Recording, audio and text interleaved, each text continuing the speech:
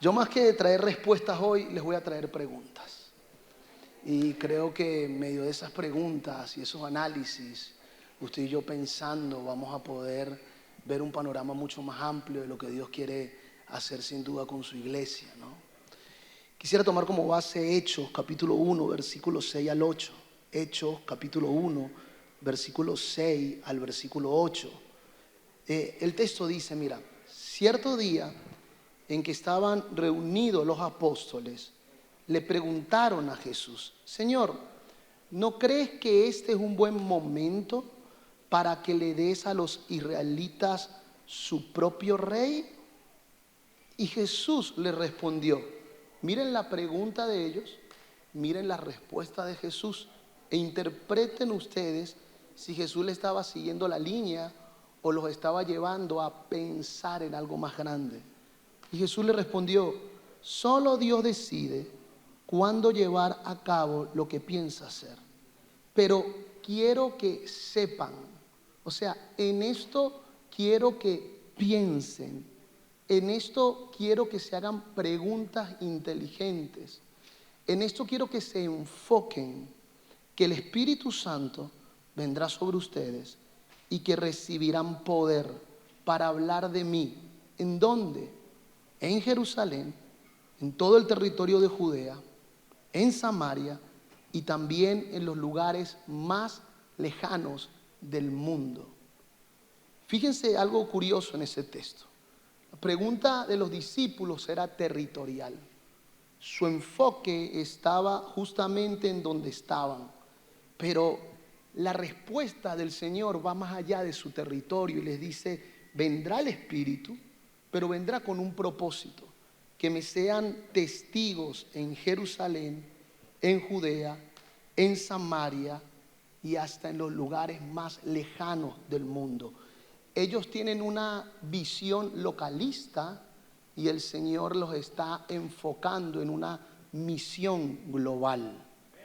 Ellos están teniendo una visión para su entorno y el Señor le está pidiendo: quisiera que se hagan preguntas más inteligentes, porque la misión es mucho más amplio de lo que puedes pensar. La pregunta entonces, o lo que tenemos que formularnos hoy es: ¿qué preguntas me estoy haciendo? ¿Cuáles son las preguntas que me estoy haciendo acerca de mi liderazgo? ¿Cuáles son las preguntas que me estoy haciendo acerca de la iglesia? ¿Cuáles son las preguntas que me estoy haciendo de mí mismo como la iglesia? Como de manera extraordinaria lo acaba de enseñar la pastora, nosotros somos la iglesia, y de qué manera estamos manifestando el reino. ¿Por qué es importante hacernos esas preguntas o saber hacernos buenas preguntas? Porque saber hacer preguntas no es inocente. Saber hacer preguntas es vital, porque nos va a revelar nuestro destino. Entonces, yo puedo tener en Cristo un destino inmenso, pero si mis preguntas no van con lo que Dios habla acerca de mí, mis respuestas serán tóxicas y no llegaré a donde realmente Dios me quiere llevar. Yo creo que donde tenemos que ser asertivos es en qué nos estamos preguntando acerca de nuestra fe todos los días. Revisar nuestras preguntas. Hace tiempo leí la historia de un hombre en un campo de concentración nazi. Este hombre se encontraba, era un judío con toda su familia, y fue enviado justamente al infame campo de la muerte. Ese hombre, dice el relato, que observó familias asesinadas ante sus propios ojos. ¿Cómo podía vivir habiendo visto a otros niños llevar la ropa de su hijo como resultado de aquellas duchas? Las famosas duchas donde los entraban y lanzaban gas venenoso y mataban a judíos en masa. Este hombre, dice el relato, se planteó a sí mismo un desafío: yo voy a vivir así. Él dijo: no me lo voy a aceptar. Así que se formuló una pregunta: ¿cómo puedo escapar de este lugar horrible? La respuesta que recibía de sus compañeros era siempre la misma. Le decía: no seas estúpido, no hay forma de escapar de aquí. Hacerte esas preguntas va a hacer que tortures más tu alma. limítate a trabajar duro y a orar para sobrevivir. Pero él nunca aceptó esas respuestas. Así que dice el relato que una y otra vez se preguntó, ¿cómo puedo salir de aquí hoy? ¿Cómo puedo salir de aquí hoy mismo sano y salvo? Y la respuesta le llegó de una fuente improbable, porque él se hizo una pregunta inteligente por varios tiempos hasta que le llegó la respuesta. Y la respuesta que le llegó fue lo siguiente, le llegó de una fuente improbable, el olor nauseabundo de la carne humana corrompida. Allí, a unos solos metros de donde él trabajaba, dice el relato que observó un enorme montón de cuerpos que habían sido amontonados en la caja de un camión. Hombres, mujeres, niños que habían sido gaseados, totalmente desnudos. Él, en lugar de preguntarse, ¿cómo puede ser que los nazis sean tan despreciables y tan destructivos?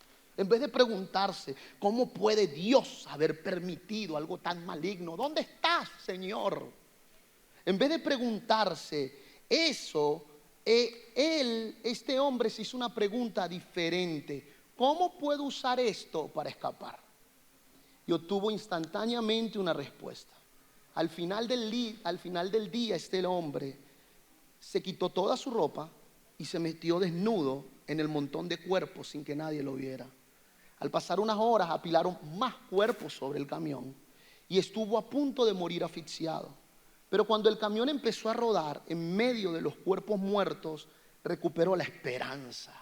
El camión llegó a un cierto destino, paró su marcha, descargó el cargamento, que eran docenas de muertos, y lo dejaron caer sobre una fosa gigantesca en el exterior del campo.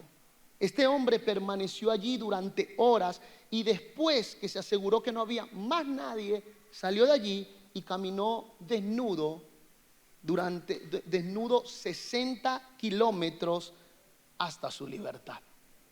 Y aquí es donde quiero que pensemos, ¿qué marcó la diferencia al resto de sus compañeros?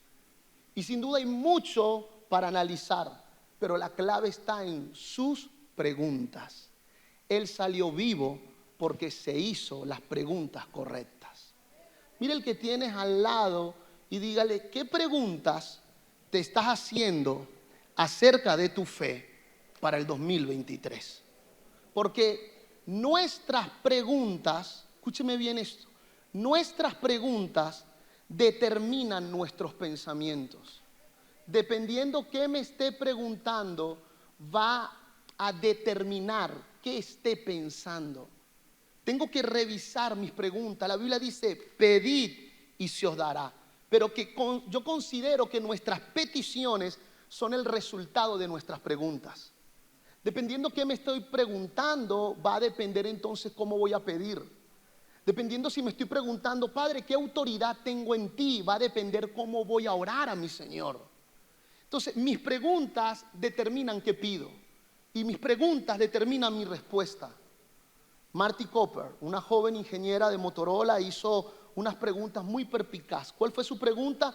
¿Por qué cuando queremos llamar y hablar con una persona, tenemos que llamar a un lugar?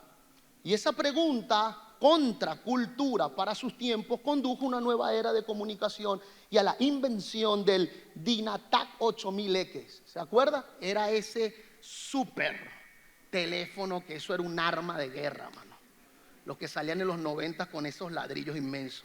Se creó el primer teléfono móvil. El Tanner Institution entrevistó a Marty y a más de 250 innovadores como él y descubrió que el génesis, que el origen de casi todas las innovaciones brillantes se basaba en hacerse las preguntas correctas. Einstein dijo lo siguiente acerca de formular preguntas correctas. Él dijo, si tuviera una hora para resolver un problema, atención con esto, mire lo que dijo, si tuviera una hora para resolver un problema y mi vida dependiera de ello, usaría los primeros 55 minutos para determinar la pregunta correcta, ya que una vez que conozca la pregunta correcta, podría resolver el problema en menos de 5 minutos. ¿Qué estamos preguntándonos? determinará los resultados que tendremos en los próximos años. ¿Qué es pensar? ¿Qué es pensar? Pensar es el arte de preguntarte y responderte. Eso es pensar. Pensar es el arte de preguntarte y responderte. Cuando Romanos 12:2 dice, cambien su manera de pensar para que sí cambien su manera de vivir, la traducción tendría que ser, cambien sus preguntas para que cambien sus respuestas, para que así cambie su manera de vivir. ¿Qué me estoy preguntando es determinante para mis próximos años como individuo y como iglesia? ¿Quieres cambiar la calidad de tu vida? Entonces debes de cambiar tus preguntas. Porque hay preguntas que nos hacemos habitualmente que nos están hundiendo. Hay preguntas que nos hacemos constantemente que lo que nos están es limitando. Porque si no cambiamos nuestras preguntas, no van a cambiar nuestras respuestas, porque pensar es el arte de preguntar y responder. Cuando el automóvil se hallaba en sus inicios, cientos de personas se pusieron a fabricarlos. Pero Henry Ford se hizo la pregunta correcta y su pregunta fue, ¿cómo puedo fabricar a gran escala? Y ahí, ¡pum!, se disparó en el mercado. O sea, lo que te quiero decir es lo siguiente. Extiende tus manos y recíbeme esto. La diferencia entre tú y el éxito que tienen las personas que tú admiras es que ellos se atrevieron a hacerse las preguntas incómodas que tú vives evitando. Te lo repito, la diferencia entre tú y el éxito que tienen las personas que tú admiras es que ellos se atrevieron a hacerse las preguntas incómodas que tú vives evitando. No importa qué tanta revelación escuches desde este púlpito hoy y el día de mañana. Si las preguntas diarias que te haces no cambias, la revelación que fluye de aquí sencillamente para ti será información, pero nunca llegará a tu corazón. Porque no has cambiado tus preguntas. Hay poder en las preguntas. Levante sus manos en alto y diga conmigo, hay poder en las preguntas. Entiéndalo. Mira, la gente que tú admiras no son más inteligentes que tú. Voltea al que tiene al lado y dígale, déjate de considerarte bruto. Dígale, por favor, ayúdeme. Dígale, deja de considerarte bruto. Ellos no son más inteligentes que tú. Ellos no tienen más habilidad que tú.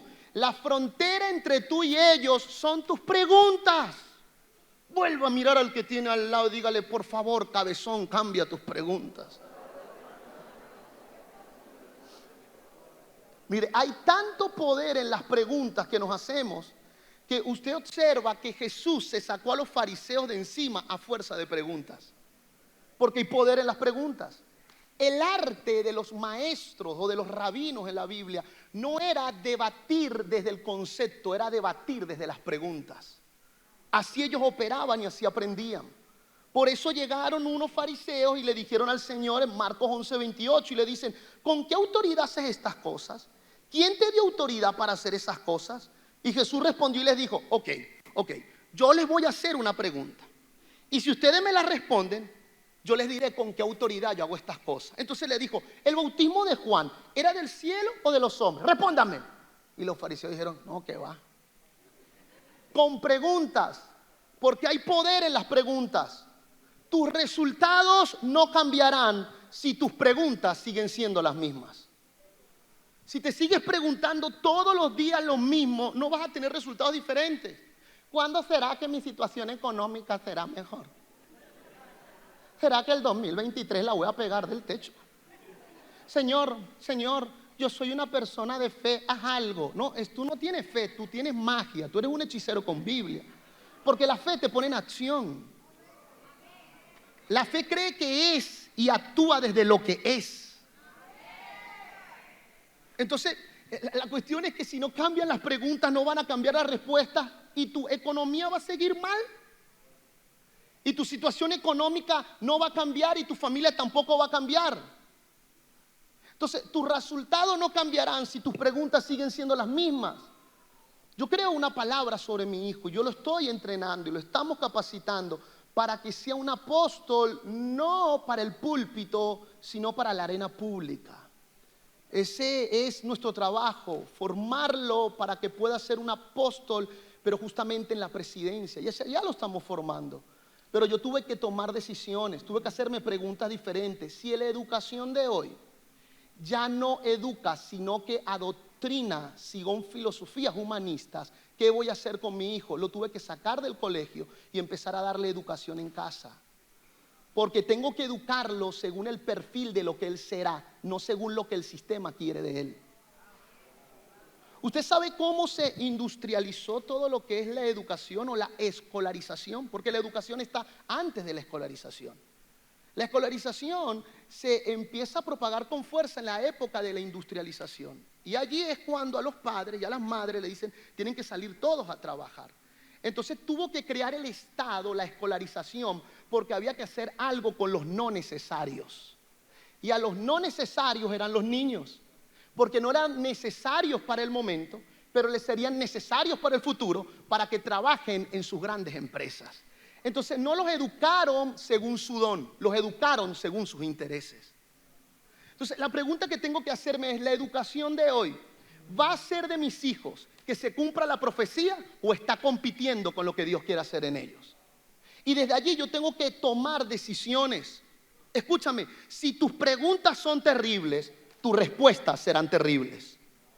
Soy feo y será por eso que me merezco una fea. Y recibirás tu fea, papá.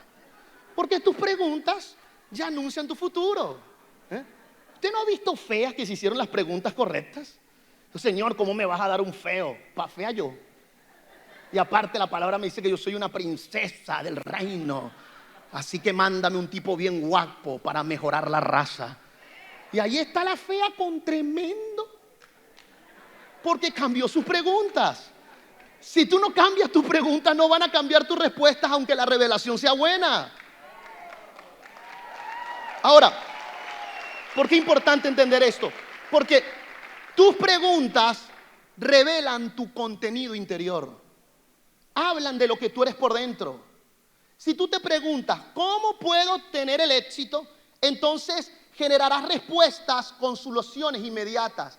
Porque tú te estás preguntando, ¿cómo puedo tener el éxito? O sea, te estás comprometiendo tú a trabajar por el éxito. Pero si tú te estás preguntando, ¿será que algún día me llegará el éxito? Nunca te llegará. Porque tu pregunta es incorrecta y tu respuesta es infructífera.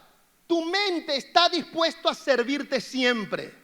Tóquese aquí su cabeza y diga, mi mente es mi sirviente. Y tu mente está dispuesta a servirte siempre. Y cuando tú le lances las respuestas correctas. Si tú no le lanzas a tu mente las respuestas correctas, tú no serás dueño de ella. Ella será dueño de ti. Entonces, ¿qué le estás preguntando? Por eso Jesús agarró a sus discípulos y cuando dijeron, Señor, ¿será que tú vas a hacer algo aquí? Le dijo, ya vaya. Quiero que sepan que venga el Espíritu sobre vosotros y me seréis testigo aquí, más allá y hasta lo último de la tierra. Y le dijo, en base a eso es que quiero que se pregunten para que generen las estrategias correctas para la misión global que les estoy dando. O sea, ¿cómo voy a desarrollar buenas preguntas? Y aquí quiero entrar con ustedes en los cómo. ¿Cómo voy a desarrollar buenas preguntas para disparar mi liderazgo? ¿Cuántos aquí son líderes? Todos son líderes, porque si usted es hijo de Dios, en algo es líder. Así que levante su mano en alto y diga, voy a disparar mi liderazgo. Ahora, ¿cómo usted va a desarrollar buenas preguntas para desarrollar su liderazgo? Si está tomando nota, tome nota de esto. Número 1, cambiando inmediatamente mi enfoque de atención. Tengo que cambiar inmediatamente mi enfoque de atención. En aquello que te enfocas, así será tu liderazgo. Escúchame, tienes que cambiar tu enfoque de atención. En aquello que te enfocas, así será tu liderazgo. Hay 5 tipos de líderes. Y esto que le voy a hablar ahora le sirve para las empresas, le sirve para los negocios, pero voy a dar el ejemplo desde los pastores. Hay 5 tipos de líderes que se manifiestan en las iglesias. Y los voy a mostrar. Número 1, líderes en pérdida. Líderes en pérdida se hacen las siguientes preguntas. ¿Cómo puedo seguir liderando cuando nadie de la congregación se ofrece como voluntario? Porque él siempre está pensando en la pérdida. Otra pregunta que se hace un líder en pérdida es: ¿cómo evito no desanimarme cuando no tenemos los resultados que esperamos? O sea, él siempre está dispuesto para una próxima pérdida. Nunca está dispuesto para creer que lo que Dios le mandó a hacer le va a dar grandes resultados. Otra pregunta que se hace un líder en pérdida es: ¿cómo recorto el costo para pagar las facturas con la poca ofrenda que me entra los fines de semana? Entonces él siempre vive recortando el presupuesto porque es un líder en pérdida y lo que piensa es en pérdida. Juan 3:16 dice: de tal manera amó Dios al mundo para que todo aquel que en él cree no se pierda, mas tenga vida eterna. Levante sus manos. O sea, Cristo vino para librarnos de la pérdida. Si tú no puedes ser un liderazgo que te formules tu futuro desde la pérdida, porque entonces vas a tener un futuro en carencia. Hay gente que se hace esta pregunta: el año pasado, dice el pastor, éramos 70, este año somos 20. ¿Cómo hacemos para terminar el año con 15? Porque todo su enfoque está en la pérdida. Él lidera desde la pérdida, él construye desde la pérdida, él hace planes desde la pérdida. Él está preparado para perder, nunca para ganar. Esto que te habla un pastor, así hay emprendedores cristianos. Sí, yo tengo un plan de Dios, pero ya el primer año está diciendo: voy a perder. Bueno, ojalá que me vaya bien, porque hay muchos que hacen lo mismo que yo hago. Muchos reparan zapatos. Su emprendimiento será un fracaso porque su visión es un fracaso. Hay otro tipo de líderes también, líderes en mantenimiento. Líderes en mantenimiento se hacen las siguientes preguntas: ¿cómo puedo entrenar a alguien para que ocupe mi lugar después que me muera? Todo lo suyo está en mantener lo que tiene, en cómo mantengo lo que ya logré capitalizar, y ahí me quedo, no aspiro más. Ellos llegaron a una zona de confort y no están dispuestos a salir de ellas para entrar a una zona de crecimiento. Lo único que quieren es mantenerse allí. ¿Cómo mantenemos nuestras instalaciones limpias durante los días laborables con menos voluntarios? Todo su pensamiento es, diga conmigo, mantenimiento. Otros pastores que son líderes en mantenimiento se hacen las preguntas: ¿cómo tenemos suficientes voluntarios para que los mismos que se congregan con nosotros de hace 10 años se sientan atendidos? Es gente en mantenimiento. Había una persona que por años se congregó con nosotros y la persona se acostumbró a sentarse en la tercera fila de esta ala, y si el día domingo alguien se sentaba en esa silla, hermano, eso era un escándalo. Y yo le dije un día al servidor, le dije: me vaya fulana que me carga loco, mano, porque para colmo eres ese tipo de gente neurótica. Le dije: haz lo que tengas que hacer, pero que despegue las nalgas de esa silla. O sea, porque lo único que le interesaba era esa silla. Ella lo único que importaba era mantener el lugar de hace 15 años. ¿Por qué? Porque yo en 15 años no me he ido de aquí, he sido fiel al Señor. Entonces le digo: le vas a decir a fulana que en la Biblia fidelidad significa fruto. Fidelidad es igual a ser fructífero. Si en 15 años no has dado fruto de ganar a nadie para Cristo, tú no has sido fiel. Tú lo que tienes es un culto religioso. Líder en mantenimiento, lo único que está buscando es mantener que la gente esté feliz, pero no se sienta muy mal, no vaya a ser que se ofenda. ¿Cómo tenemos, ellos se hacen estas preguntas, cómo tenemos suficientes voluntarios para que los mismos que se congregan con nosotros hace 10 años se sientan atendidos? ¿Cómo hacemos para ser la mejor congregación posible para que las personas para las personas que el Señor nos ha traído? ¿Cómo hacemos para ser la mejor congregación posible para las personas que Dios nos ha traído? Todo es mantener. ¿Cómo podemos usar mejor los fondos de la iglesia para mantener nuestras instalaciones y apoyar mejor a nuestro personal de la oficina? Se preguntan: tenemos una buena congregación, no tengamos tanta pasión por discipular, no sea que perdamos lo que ya consolidamos. Bájale 2, hay que mantener. Pastora, no vuelva a predicar así de que la gente tiene que salir y hacer los pies en la mano de Cristo. No vaya a ser que perdamos la gente. Porque así piensa un líder en mantenimiento. No le gustan los desafíos porque lo único que está pensando es cómo mantiene lo que tiene. Algunos empezaron mirándome lindo, ahora me están mirando feo. Lo que usted esté deseándome en el nombre de Jesús le vuelva multiplicado. Mateo 25, versículo 26 al 27. Mira cómo habla sobre el mantenimiento. Dice: siervo malo y negligente, debías haber dado mi dinero a los banqueros, y al venir yo hubiera recibido lo que es mío con intereses. ¡Ey! Y el Señor lo llamó malo y negligente. ¿Por qué? Porque no multiplicó lo que le dio, sino que lo mantuvo. Enseñanza: Dios no bendice mantenimiento, Dios bendice rendimiento. Donde hay rendimiento, la bendición de Dios se va a presentar en lo que estemos haciendo. Ahora me puse a estudiar unas encuestas en Estados Unidos acerca de este tipo de liderazgo y encontré lo siguiente: acerca de líderes en pérdida y líderes en mantenimiento. Una encuesta en Estados Unidos revela que el 80% de las congregaciones cristianas están administradas por ese tipo de liderazgo. Y tomo Estados Unidos porque de allí es que mucha gente se inspira para hacer cambios. Pero 80% de su liderazgo cristiano son líderes en pérdida y líderes en mantenimiento. Hay un tercer tipo de líderes, líderes en traslación. Líderes en traslación se preguntan: ¿cómo mantengo mi imagen actualizada ahora que somos más personas? Todo su enfoque está en él.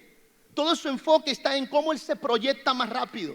Porque él es un líder que crece por traslación, no por penetración social. Él se pregunta: ¿qué plan de discipulado hay que nos ayuda a cerrar la puerta del fondo, así no perdemos los que nos llegaron? Para mí, consolidación no es cerrar la puerta trasera. Para mí, consolidación es entrenar a los santos para que podamos transformar las naciones. El fin es diferente, pero todo va a depender de qué tipo de liderazgo tú administres lo que Dios te da. Sigo con más preguntas. ¿Qué otras preguntas las sigo, verdad? ¿Me acompañan? ¿Sí? Ellos se hacen esta pregunta: ¿cómo mejoramos nuestra atención con los niños para que la gente de otras congregaciones se vengan a nuestro movimiento porque damos mejor servicio? Son líderes que crecen por traslación, pero nunca por penetración. Su fin no es transformar, su fin no es la buena atención de los niños que llegan, su fin no es un programa que los eduque en la fe. Su fin es: ¿cómo hago para vaciar otros lados y llenar lo mío? Ellos se hacen preguntas como: ¿cómo mejoraremos nuestra alabanza para que los jóvenes tristes de otra congregación se vengan con nosotros? Mi pregunta es: ¿qué estamos buscando realmente como iglesia? Porque a veces vemos ministerio en ciertas ciudades del mundo y me puedo parar aquí con propiedad y decir esto, porque CCN, del 100% de la gente que nos llega, 99% son gente que no ha conocido a Cristo. Nosotros no estamos saqueando otras iglesias, estamos creciendo por un plan agresivo de multiplicación. Mi pregunta es: cuando hablamos que hay un avivamiento en una ciudad, porque una iglesia se activó 30, ¿hay avivamiento o hay traslación? Hay traslación, pero no hay avivamiento, porque el avivamiento que nosotros decimos que es avivamiento no se enteró nadie, nada más nos enteramos nosotros. En Estados Unidos les decía a los pastores cuando ministré con ellos hace poco, y les decía que muchos pastores en Estados Unidos, y quiero tomar esto como un ejemplo para hacer una pregunta. Ellos están diciendo: llegaron 1 millón de migrantes latinoamericanos a este país, y las encuestas dicen que 500,000 de ellos son cristianos y están en nuestra ciudad. ¿Cómo nos preparamos para recibirlos? ¿Cómo ampliamos nuestro salón para hacer más reuniones? ¿Cuántos servicios abrimos para no estrangular el crecimiento? O sea, pero su fin no está en ganar, su fin está en los que le llegan, que estén con ellos. No está malo, no está mal, pero no es suficiente. ¿Me estoy explicando? No está mal que ellos esperen en otro país recibir a otros cristianos que llegan. No está mal, pero no es suficiente. Porque mientras pareciera que están creciendo, lo único que están haciendo es crecer por traslación. Pero la sociedad no está cambiando. En Estados Unidos, el 16% de las congregaciones cristianas están administradas por este tipo de liderazgo. Líderes que crecen por traslación. 16%. Así que cuando evalúe y quiera aprender de ellos sus planes agresivos de discipulado, vea bien si realmente son agresivos para penetrar la sociedad. Después está el cuarto tipo de liderazgo, que ya está un poco mejor. Se llaman líderes en diversificación. Líderes en diversificación no es malo, está mucho mejor, pero no es lo óptimo, porque líderes en diversificación se hacen esta pregunta: ¿cómo aperturo varios campus en la ciudad donde la gente por medio de internet me vea a mí predicar? Porque yo soy el tipo de la unción, yo porto la gloria.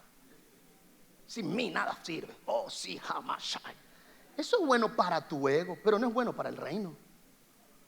Se hace preguntas como cuáles son las zonas que debo abrir para que la gente esté más cómoda y no me venga a escuchar hasta la sede principal, sino que me vea por una plataforma digital a mí.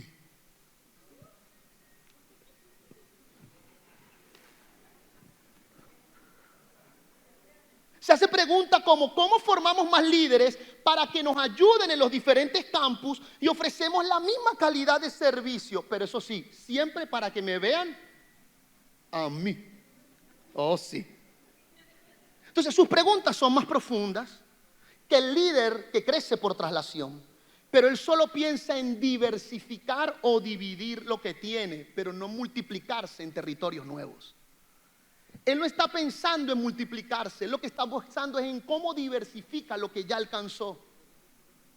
Desde aquí es donde yo le quiero decir que el enfoque tienen que ser líderes en multiplicación. Líderes en multiplicación se hacen estas preguntas: ¿cuántas congregaciones debo abrir en mi ciudad para poder pastorearla?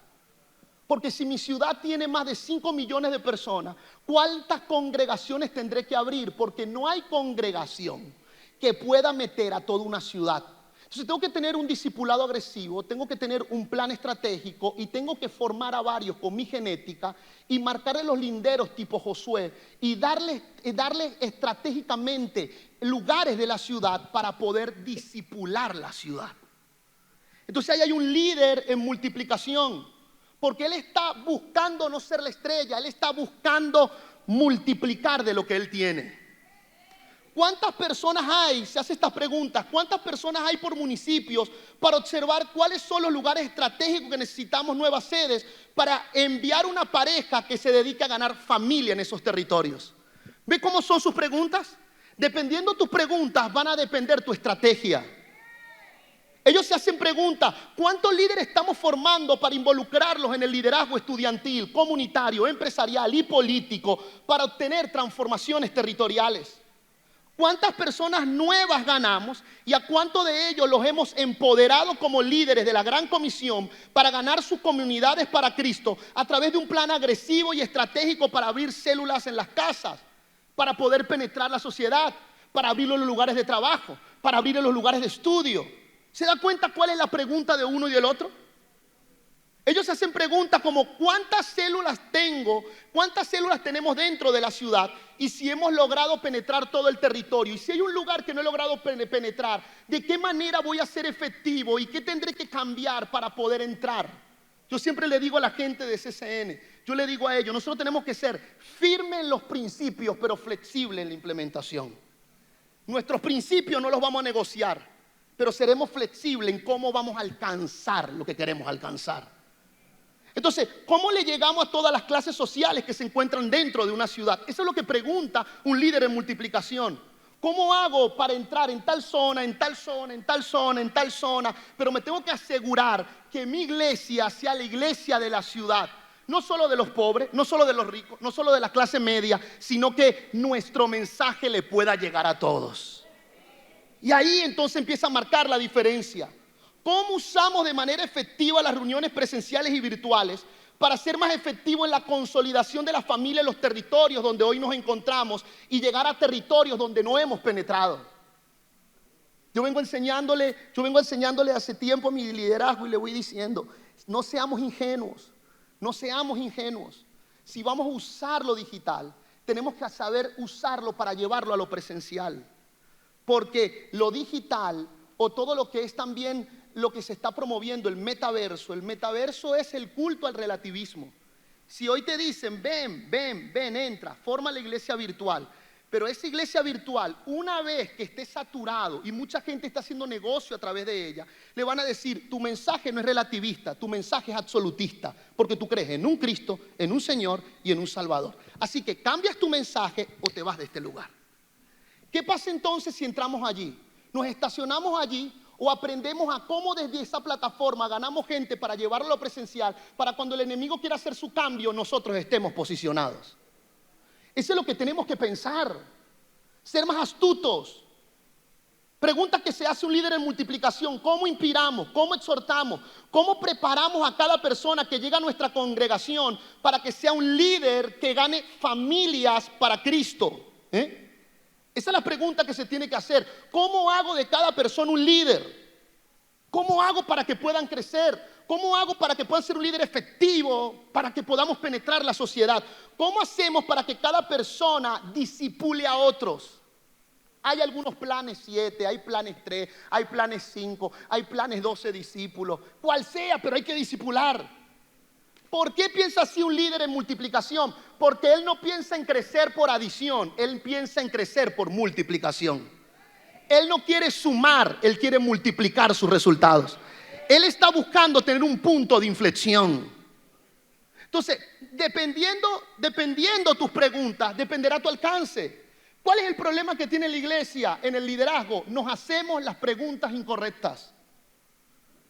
Estudiando esto en Estados Unidos, los líderes de multiplicación, según lo que estudié, mira, en Estados Unidos solo un 4% de las congregaciones cristianas están siendo administradas por este tipo de liderazgo. Solo un 4%. Timothy Keller, un pastor que lo invito a que pueda leer libros de él, dice que es un estudioso de cómo se provocan movimientos, está convencido que si el tipo de liderazgo llega a ser el 10%, si este tipo de liderazgo de multiplicación llega a ser el 10% de los pastores de su país, los que administran las congregaciones, su país se le va a producir un punto de inflexión y tendrán un cambio real. Pero dice, el problema es que solo un 4% está pensando en multiplicarse. Los demás están pensando en diversificarse, en crecer por traslación, tienen mentalidad de pérdida, mentalidad de mantenimiento, pero no tienen una mentalidad de multiplicación. Entonces, ¿cuál es otra clave si queremos cambiar nuestras preguntas? Tienes que cambiar aquello que está suprimiendo. Anote esto, cambia aquello que está suprimiendo. El ser humano es supresor. ¿Qué es supresor? O sea, tiene la habilidad de suprimir aquello que no está enfocado. Usted va a un parque y en un mismo parque están pasando varias cosas.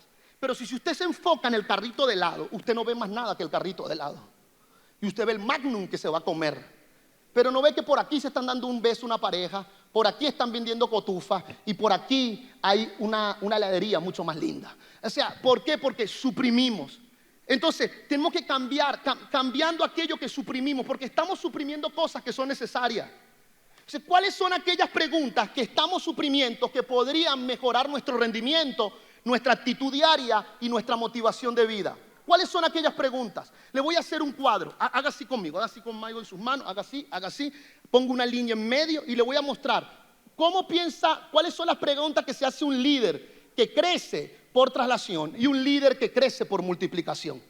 Un líder en traslación piensa, ¿cómo hago yo para ser un mejor líder? Así la congregación esté bien. Todo está centrado en él. Un líder en multiplicación piensa, ¿cómo hago para multiplicarme en más líderes? Así el ministerio se expande. La visión de uno es crecer él. La visión del otro es cómo de lo que yo tengo lo logro exponer en otro y cómo saco lo eterno que hay en él para que sea el líder, así me ayuda a expandir lo que Dios me está haciendo hacer. Un líder en traslación pregunta, ¿qué es lo que Dios puede hacer a través de mi liderazgo? Un líder de multiplicación se pregunta, ¿qué es lo que Dios puede hacer a través de los demás? Y cómo les hago saber que Dios los ha observado para hacer grandes cosas con ellos. ¿Ven la diferencia de sus preguntas? Y dependiendo de las preguntas, dependerán las respuestas y de ahí nacerán las estrategias. Un líder en traslación, un líder en traslación se pregunta, ¿cómo comparto mejor mi liderazgo para tener gente que me siga? Un líder en multiplicación se pregunta, ¿cómo comparto lo que he aprendido de manera efectiva para multiplicarme en otros discípulos? Uno mejora en la comunicación para poder ser mejor él predicando. Otro mejora en la comunicación para ser mejor multiplicándose, buscando generar nuevos líderes. Un líder en traslación se pregunta, ¿cuántas personas tuvimos en los servicios del año? Un líder en multiplicación se pregunta, ¿cuántos líderes formamos en el año?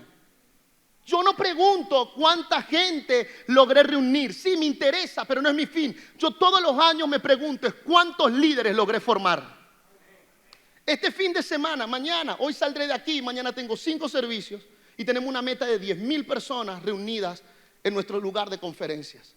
10,000 personas que estamos trabajando porque más de 2,000 de esas personas sean totalmente nuevas. Pero yo lo que me pregunto a fin de año no son, qué lindo los 5 servicios. ¿Cuántos líderes logré formar de todos aquellos que me pasaron? Porque yo abarcaré tanto según la cantidad de líderes que logre formar. Seré tan efectivo según a cuántos líderes esté formando para penetrar la sociedad. Escúchame, las preguntas no son mágicas, son el despertador de nuestras capacidades gigantescas.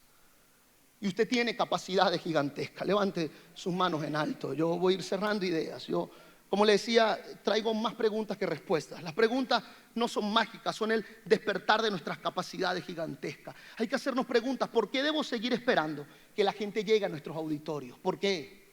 ¿Por qué no tomar el modelo de la iglesia apostólica del libro de Hechos, que iban a las casas, entraban en el mercado y reunían a la iglesia por las casas?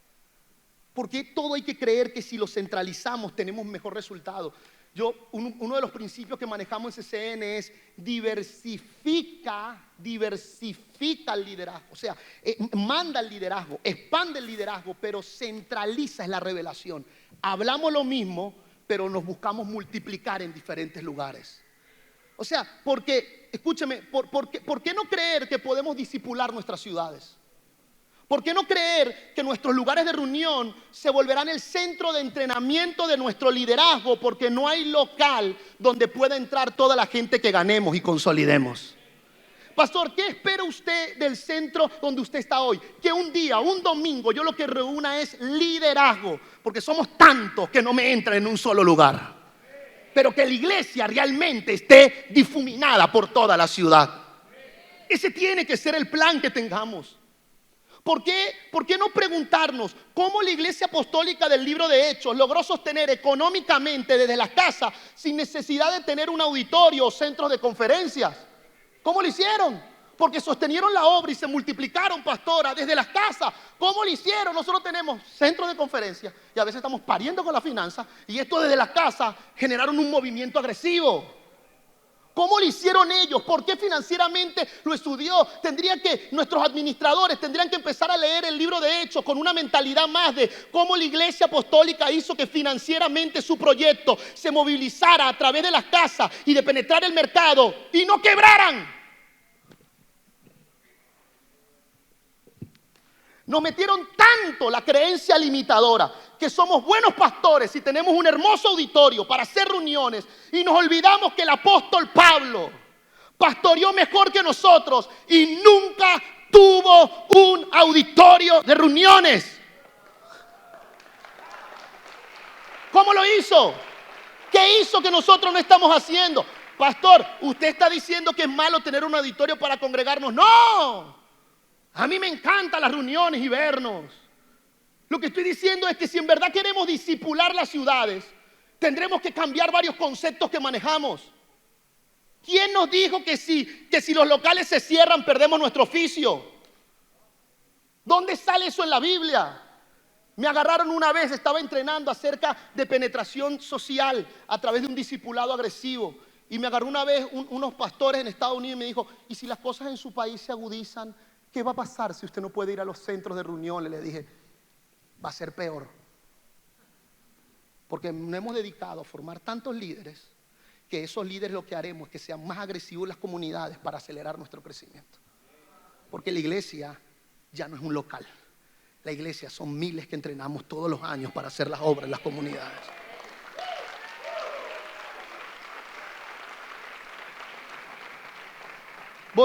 Cierro con eso último, porque como les dije, yo venía hoy era para que usted pensara por unos minutos y no hiciéramos preguntas. Hace tiempo prediqué un tema en una conferencia y justamente hice este análisis porque creo que hay una pregunta que tenemos que hacer. Acompáñame con el teclado alguien.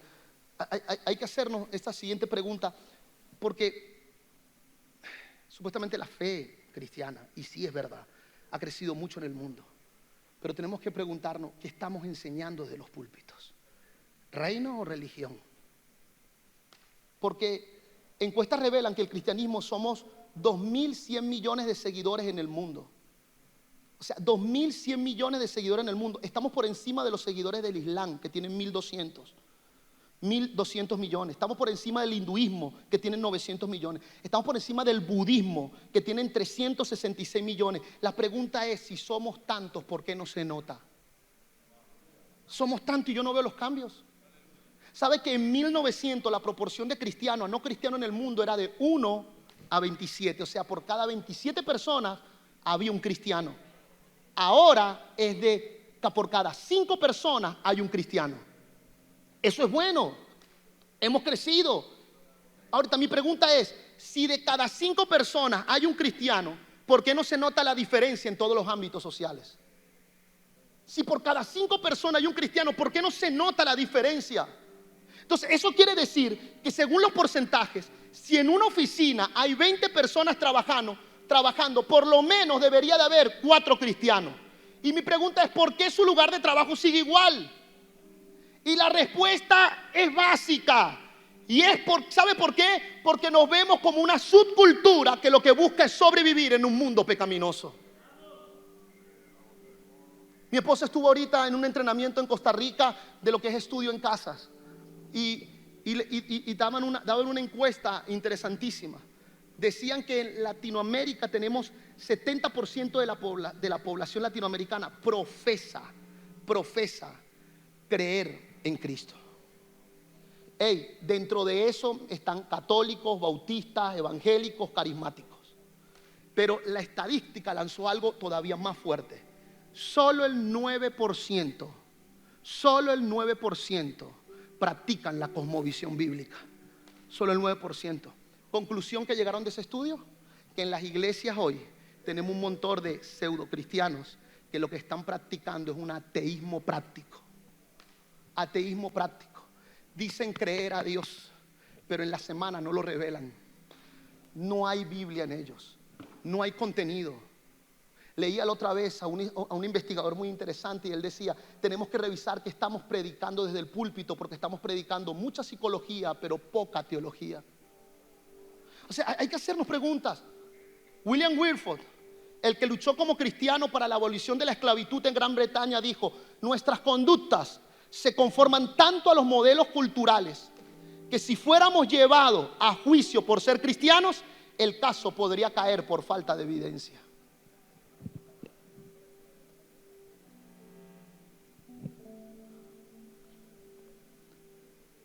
Sinceramente, ahora es aquí, si vamos a tocar origen, mi preocupación hoy es que la iglesia está más enfocada en cambiar la forma que en revisar el fondo. Cómo nos vemos, cómo cantamos, cómo brincamos, no está mal, pero eso no genera transformaciones. No existe cristianismo feliz. La Biblia nos llamó soldados. Lo único que existe es cristianismo en guerra. Póngase en pie. Póngase en pie ahí donde está. Padre, Señor, he hablado tu palabra, Señor. Y le he predicado a tu iglesia, Señor, aquello que has puesto en mi corazón. No es posible, Señor, que solo un 9% se esté moviendo por una cosmovisión bíblica. Pero lamentablemente, Señor, estamos entonces formando ateos prácticos, no revelan a Cristo en la vida. Tú nos dijiste que tenemos que amarte, Señor, con todo nuestro corazón y con toda nuestra mente. Quiere decir que tenemos que amarte con todo nuestro intelecto. Por algo nos hiciste en todo lo bueno, en todo lo agradable, en todo lo buen nombre. En eso pensad. ¿Qué estamos pensando? ¿Qué estamos pensando? Ayúdanos, Señor, porque si no hay un cambio profundo, los tiempos finales ya están. Y la iglesia, si no hacemos cambios profundos, Señor, guiados por ti, Espíritu Santo, no vamos a brillar, vamos a estorbar. Levante sus manos ahí en alto donde está. Señor, en el nombre de Jesús, que esta palabra los haga pensar. Que esta palabra a tus hijos aquí lo hagan pensar y lo hagan analizar qué tipo de líder estamos siendo. Líder en pérdida, líder en mantenimiento, líderes en traslación o líderes en diversificación o líderes en multiplicación. ¿Qué estamos siendo, Señor? ¿Qué estamos siendo? ¿Qué realmente estamos buscando? Padre Santo, ayúdanos a producir los cambios que necesitamos producir. Por ver no un auditorio con mucha gente, sino por ver una Venezuela transformada. ¿Qué hace usted estos 2 últimos meses, pastor? ¿Sabe lo que yo hago? Yo tengo 3 meses haciéndome preguntas con mi equipo y buscándole respuestas. Porque el próximo año lanzó un plan agresivo que va a ser modelo para todos los CCN, tomando las ciudades por territorios. El próximo año tengo 7 nuevos enviados nada más en Caracas. Líder, ¿qué estás pensando los últimos 3 meses del año? Dependerá, según tus preguntas, que tanto alcances el próximo año. Dios los bendiga. Gracias. Fuerte aplauso.